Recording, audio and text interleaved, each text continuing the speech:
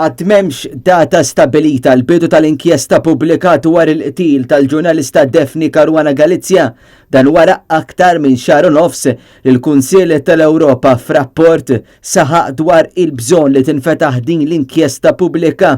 Madwar xahar ilu, il-Ministru tal-Affarijiet Barranin Carmelo Abela kien stqar li l-Gvern se jkun qed jieħu rakkomandazzjoni tal-Kunsill tal-Ewropa iżda sa issa għadha ma ġiet imsemmija l-ebda data. Fir-rapport tiegħu il-Kunsill tal-Ewropa stipola 3 xhur sabiex tinbeda l-inkjesta li issa jaslu fit-tmiemhom fl-aħħar ta' Settembru. Min-naħa tiegħu il-kap tal-Oppożizzjoni Adrian Delija kien stqar illi huwa jilqa' deċiżjoni tal-Gvern biex jinbeda il-proċess rikjest u li huwa lest li jipposponi l-waqfa parlamentari fis-sajf sabiex issir votazzjoni dwar it-twaqqif tal-inkjesta pubblika.